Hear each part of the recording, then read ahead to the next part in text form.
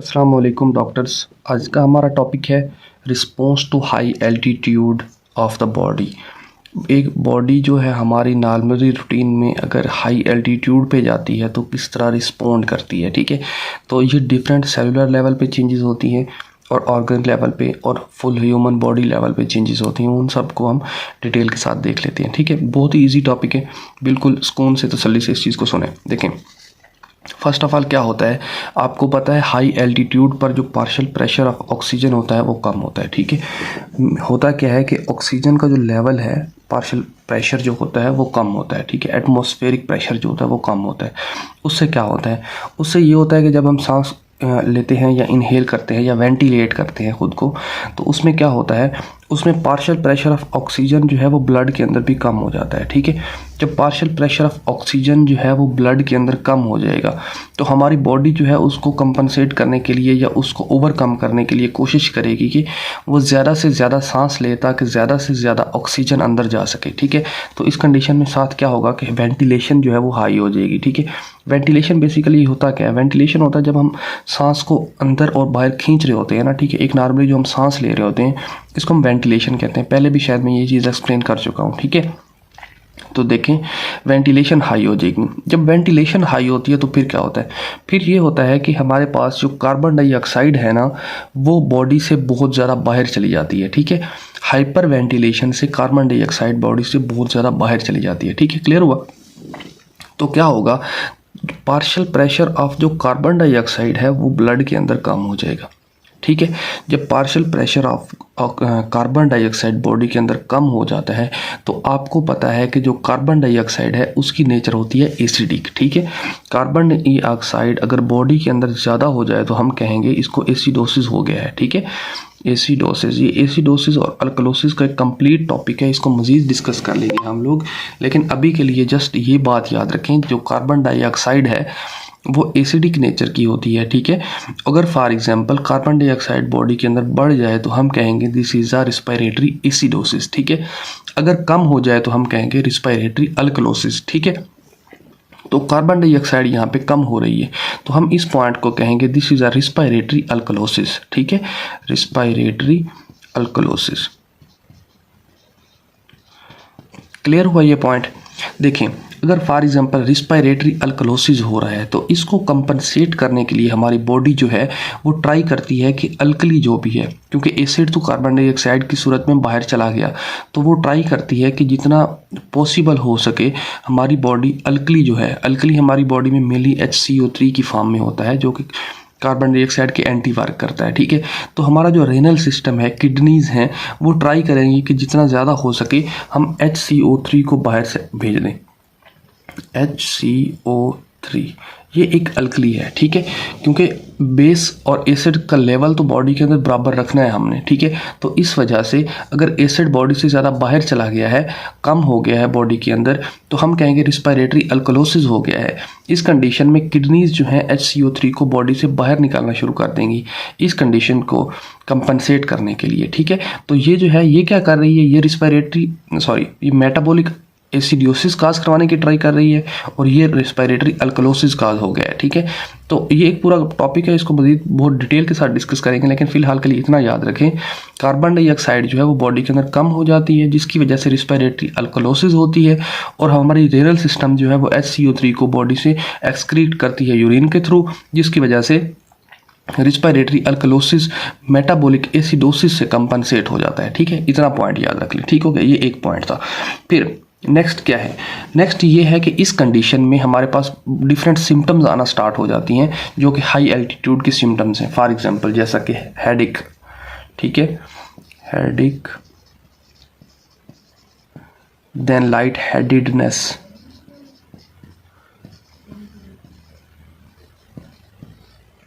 ठीक है। देन हमारे पास नेक्स्ट क्या है, स्लीपिंग साइकिल चेंजेस, ठीक है, स्लीप डिस्टर्बेंसेस। देन हमारे पास नेक्स्ट क्या हो सकता है, फटीग, नोजिया, वोमिटिंग, ठीक है। ये चीज़ें, ये नॉर्मली एक सिम्टम्स जो होती हैं, ठीक है, फटीग, नोजिया और वोमिटिंग एटसेट्रा, ठीक है। ये हमारे पास बेसिक और कॉमन सिम्टम्स हैं, ये हम नॉर्मली देखते हैं हाई एल्टीट्यूड पर, ठीक है। फिर अगर फॉर एग्जांपल ये सारा चीज़ें तो नॉर्मली रूटीन में होती हैं जब कोई भी बंदा जाता है हाई एल्टीट्यूड पे और उसी वक्त स्टार्ट हो जाती हैं। कुछ ऐसी चीज़ें होती हैं जो क्रोनिक लेवल पे होती हैं। क्रोनिक लेवल का क्या मतलब है, अगर कोई बंदा फॉर अ लॉन्ग टाइम रह रहा है हाई एल्टीट्यूड पर या पहाड़ों पर तो उसके अंदर क्या चेंजेस आएंगी वो देखें। फॉर एग्जांपल एक बंदा है जो कि हाई एल्टीट्यूड पे काफ़ी अरसे तक रहता है, तो क्या होता है जो हमारी किडनीज़ होती हैं ना उसके अंदर जो पेरिट्यूबुल कैपिलरीज होती हैं वो क्या काम करती हैं, वो डिटेक्ट करती रहती हैं हमारे पास कि कितनी ऑक्सीजन जो है ब्लड के अंदर आ रही है, ठीक है, कितनी कार्बन डाइऑक्साइड जो है वो हमारे ब्लड के अंदर आ रही है, ठीक है। तो वो सारा कुछ डिटेक्ट करती रहती हैं। फॉर एग्जांपल अगर इस कंडीशन में ज़्यादा देर तक वो हाई एल्टीट्यूड पे है और बहुत ज़्यादा देर तक ऑक्सीजन लेवल उसका डाउन रहा है, जब ऑक्सीजन लेवल उसका डाउन रहा है तो हमारे पास जो पेरिट्यूबुलर कैपिलरीज होती हैं ना, पेरिट्यूबुलर कैपिलरीज ये होती हैं, देखें ये नेफ्रॉन है सिंपल, और ये मैं सिंपल सी डायग्राम ड्रा कर रहा हूँ, ठीक है। तो यहाँ पे जो इसके अराउंड जो कैपिलरीज होती हैं ना, ये प्रॉक्सिमल और डिस्टल कन्वर्जेंट ट्यूब्यूल्स के लूप ऑफ फैन लेके, ठीक है, तो इसके अराउंड जो कैपिलरीज होती है ना, इन कैपिलरीज को बोलते हैं पेरिट्यूबुलर कैपिलरीज, ठीक है। ये क्या करती हैं, ये रेनिन रिलीज करती हैं, ठीक है, सॉरी इरिथ्रोपोइटिन रिलीज करती हैं, क्योंकि इसमें रेनिन तब रिलीज होता है जब ब्लड प्रेशर डाउन हो जाए, ठीक है। जो ये जो कैपिलरीज है ये डिटेक्ट करती हैं कि कब ब्लड प्रेशर डाउन हो जाए। जब ब्लड प्रेशर डाउन हो जाए तो यहाँ के जक्स्टाग्लूमेरुलर सेल जीएडी होता है, वो हम डिटेल में डिस्कस करेंगे, तो वो रेनिन रिलीज करते हैं, ठीक है। लेकिन ये पेरिट्यूबुलर कैपिलरीज क्या काम करती हैं, अगर ऑक्सीजन लेवल कम हो जाए तो ये इरिथ्रोपोइटिन रिलीज करती हैं। इरिथ्रोपोइटिन ये क्या काम करता है, इरिथ्रोपोइटिन जो है वो इसलिए रिलीज करती हैं ताकि इरिथ्रोपोइटिन जो है ये ब्लड की फॉर्मेशन करवाता है।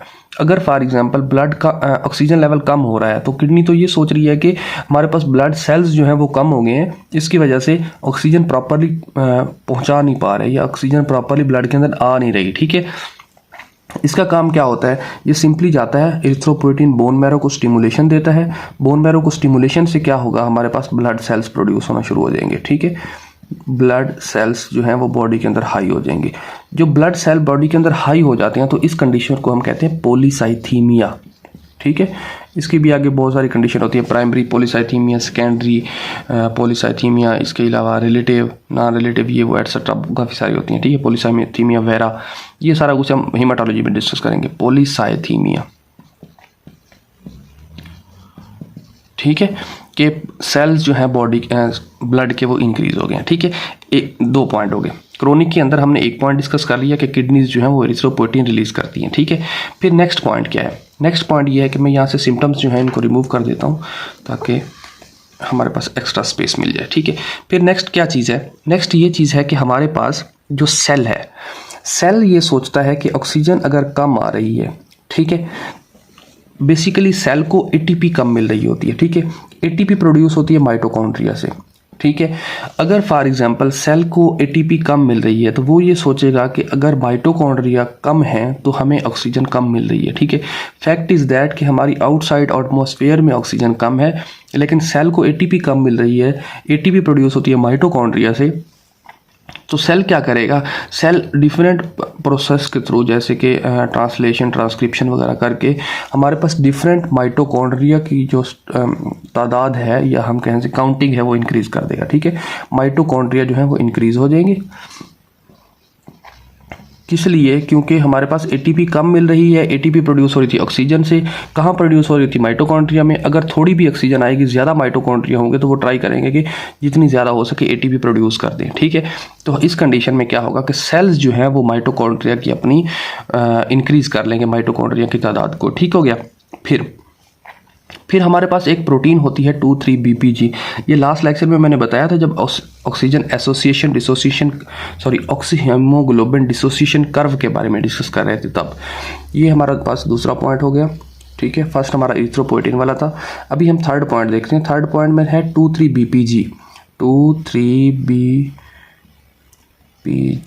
ये क्या काम करती है, 2,3-BPG फ्री घूम रही होती है हमारे ब्लड के अंदर। फॉर एग्जांपल अगर कभी भी किसी पॉइंट पर ऑक्सीजन जो है वो हीमोग्लोबिन को छोड़ दे, ठीक है, या ऑक्सीजन की जो अफिनिटी है वो हीमोग्लोबिन के लिए कम हो जाए और जो ऑक्सीजन है वो टिश्यूज़ को ज़्यादा मिलना शुरू हो जाए। आपको पता है कि नॉर्मली ऑक्सीजन कम हो रही है, ठीक है, ऑक्सीजन कम है तो टिश्यूज़ को ट्राई करेगी कि मैं ज़्यादा से ज़्यादा मिलूँ, ठीक है, इस वजह से वो हीमोग्लोबिन के साथ कम बाइंड करेगी और ज़्यादा से ज़्यादा टिश्यूज़ को मिलेगी। इस वजह से जो शिफ्ट होगा ओडीसी शिफ्ट जो होगा वो हमारे पास राइट साइड पे हो जाएगा। ये शिफ्ट क्या होता है अगर आपको नहीं पता तो इसका लिंक जो है मैं कमेंट बॉक्स में पुट कर दूंगा। मैंने लास्ट वीडियो पूरी रिकॉर्ड की थी इस चीज़ पे कि ओडीसी बेसिकली होता क्या और इसका शिफ्ट राइट और लेफ्ट कैसे होता है, ठीक है। तो देखें 2,3-BPG जो है ये ज़्यादा से ज़्यादा हमारे पास हीमोग्लोबिन के साथ बाइंड कर देगा, ठीक है। तो इस वजह से हमारे पास जो बाइंडेड 2,3-BPG होगा ये बॉडी ब्लड के अंदर इंक्रीज हो जाएगा। लेकिन हमारे पास जो फ्री 2,3-BPG है, ठीक है, जो फ्री घूम रहा था 2,3-BPG वो कम हो जाएगा, ठीक है। यहाँ पे कंफ्यूजन होती है, देखें ये हमारे पास नॉर्मली फ्री घूम रहा होता है अगर ऑक्सीजन हीमोग्लोबिन के साथ बाइंड कर रही हो। तो अगर हीमोग्लोबिन के साथ ऑक्सीजन ना बाइंड करो और ऑक्सीजन टिश्यूज़ को मिलना ज़्यादा स्टार्ट हो जाए तो 2,3-BPG जो है ये बाइंड कर जाता है हीमोग्लोबिन के साथ। इस वजह से फ्री जो 2,3-BPG है वो डिक्रीज हो जाएगा और जो बाइंडेड है 2,3-BPG वो हाई हो जाएगा, ठीक हो गया, ये पॉइंट क्लियर हुआ। फिर नेक्स्ट क्या चीज़ होती है, नेक्स्ट ये होती है कि हमारे पास जो रिस्पायरेटरी सिस्टम है, ठीक है, वो देखें ये भी एक बहुत इंपॉर्टेंट पॉइंट है। देखें फॉर एग्जांपल ये हमारे पास मैंने एक लंग ड्रा कर दिया, ठीक है, ये एक सिंपल सा लंग मैंने ड्रा किया। इसमें अगर फॉर एग्जांपल यहाँ पे एक टॉप पे एल्वियोलाई बनाता हूँ, एक सेंटर में और एक लोअर पार्ट में, ठीक है, एक एल्वियोलाई मैंने बना दी, ठीक है। देखें अभी सीन क्या है, सीन ये है कि यहाँ पे जो कैपिलरीज गुजर रही होती हैं हमारे पास पल्मोनरी कैपिलरीज या पल्मोनरी वेसल्स, ठीक है, जो पल्मोनरी वेसल्स गुजर रही होती हैं ना, इसको मैं इधर से सप्लाई करवा देता हूँ और इसको यहाँ से, ठीक है। तो देखिए मैं कहने का मतलब क्या है, कहने का मतलब ये है कि फॉर एग्जांपल अगर ये एल्वियोलाई डैमेज हो जाए, अगर ये एल्वियोलाई डैमेज होती है तो इस कंडीशन में क्या होगा कि ये वाली जो वेसल है ये कॉन्स्ट्रिक्ट हो जाएगी, ठीक है। ये कॉन्स्ट्रिक्ट क्यों हो जाएगी, ताकि ज़्यादा से ज़्यादा जो ब्लड है वो इन दो एल्वियोलाई के अंदर जा सके और इसको कम मिल सके, क्योंकि ये डैमेज्ड है तो यहाँ से ब्लड जो ऑक्सीजन जो है प्रॉपरली कैरीड नहीं हो पाएगी, ठीक है। अगर हमारे पास लंग का कोई भी पार्ट डैमेज हो जाए तो वहाँ पे जो वेसल्स होती हैं वो कॉन्स्ट्रिक्ट हो जाती हैं ताकि जो ब्लड है वो ज़्यादा से ज़्यादा दूसरे एरियाज़ में जा सके जो एरियाज़ हेल्दी हैं, ठीक है, जहाँ से ऑक्सीजन इजीली कैप्चर हो पा रही है। अगर फॉर एग्जांपल हाइपोक्सिया क्रिएट हुआ है और वो हाई एल्टीट्यूड पर है तो देखें पूरे के पूरे लंग के अंदर तो ऑक्सीजन लेवल कम है, तो इस वजह से पूरा का पूरा वास्कुलेचर जो है ये पूरी पल्मोनरी कैपिलरीज हैं, ये पल्मोनरी वेसल्स हैं, वो सारी की सारी कॉन्स्ट्रिक्ट हो जाएगी।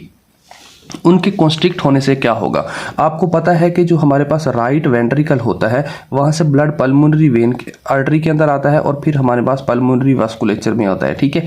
तो क्या होगा कि हमारे पास अगर for example pulmonary veins vasculature और पल्मोनरी आर्टरी जो है इनका प्रेशर इंक्रीज होगा, इनका प्रेशर इंक्रीज होगा तो रेजिस्टेंस बढ़ेगी ना, क्योंकि कॉन्स्ट्रिक्ट हो रही है। जब कोई भी चीज़ कॉन्स्ट्रिक्ट होती है, फॉर एग्जांपल ये एक बिग वेसल है और ये एक नैरो वेसल है, ठीक है, इसके अंदर प्रेशर ज़्यादा होगा ना। तो अगर फॉर एग्जांपल इसके अंदर प्रेशर ज़्यादा है और ब्लड ज़्यादा आगे नहीं मूव कर पा रहा है, यहाँ तो इजी मूव कर रहा है, ठीक है, अगर फॉर एग्जांपल यहाँ पे ब्लड इजी मूव नहीं कर पा रहा है तो राइट वेंट्रिकल को ट्राई करेगा कि ज़्यादा से ज़्यादा ब्लड को इधर सेंड करे। अगर फॉर एग्जांपल वो इतना ज़्यादा जोर लगा जा रहा है तो ये राइट वेंट्रिकल की हाइपरट्रॉफी होना पॉसिबल है, ऑफ कोर्स पॉसिबल है, ठीक है। तो राइट वेंट्रिकल जो है वो साइज में इंक्रीज हो जाएगा, ठीक है, right ventricular hypertrophy, right ventricular hypertrophy, ठीक हो गया। ये थे हमारे पास बेसिक से पॉइंट कि किस तरह हमारे पास जो हाई एल्टीट्यूड पे रिस्पांस मिलता है, ठीक है। अब बात कर लेते हैं थोड़ी सी ट्रीटमेंट की। फॉर एग्जांपल ऐसी कोई सिम्टम्स आ रही हैं तो हमें क्या करना चाहिए, ठीक है। एक ड्रग आती है असीटाजोलामाइड, कई बार आपने सुना होगा असीटाजोलामाइड, ये बहुत बार ये क्वेश्चन आ चुका है और बहुत इंपॉर्टेंट है कि ये जो है what is the drug of choice for high altitude, तो आपने कहना है असीटाजोलामाइड, ठीक है। तो ये थी हमारे पास बेसिक पॉइंट। इसका मैकेनिज्म ऑफ एक्शन जो है वो फार्मा वगैरह में डिस्कस कर लेंगे, बट फिलहाल के लिए इतना ही था कि हाई एल्टीट्यूड पे क्या रिस्पॉन्स आता है। एक क्विक सा रिकैप करते हैं कि क्या क्या चीज़ें होती हैं। सबसे पहले क्या होता है हाई एल्टीट्यूड के ऊपर, carbon dioxide level oxygen level जो है वो एटमॉस्फेयर के अंदर कम होता है, जिसकी वजह से ब्लड के अंदर पार्शियल प्रेशर ऑफ ऑक्सीजन कम हो जाता है, जिसकी वजह से वेंटिलेशन हाई होती है। वेंटिलेशन हाई होने से कार्बन डाइऑक्साइड लेवल जो है वो ब्लड के अंदर लो हो जाता है।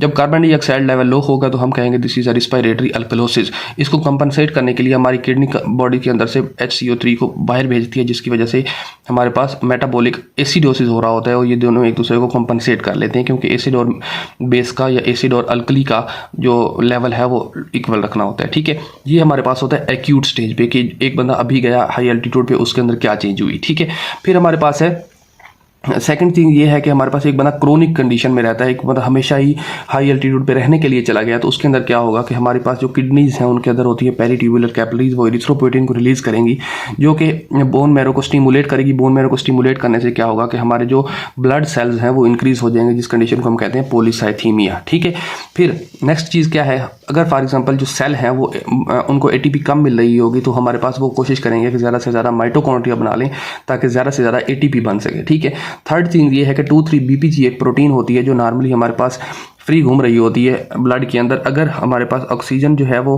हीमोग्लोबिन को छोड़ के चली जाए और तो 2,3-BPG जो है वो हीमोग्लोबिन के साथ आके अटैच हो जाती है, जिसकी वजह से हमारे पास जो शिफ्ट है वो राइट साइड पे हो जाता है। ठीक है, थर्ड थिंग ये है कि हमारे पास जो हाइपोक्सिया होने की वजह से जो पल्मोनरी वेसल्स हैं या पल्मोनरी वास्कुलेचर है वो कंस्ट्रिक्ट हो जाता है, जिसकी वजह से राइट वेंट्रिकल को बहुत ज़्यादा कोशिश करनी पड़ती है कि वो जोर के साथ ब्लड को पुश करे।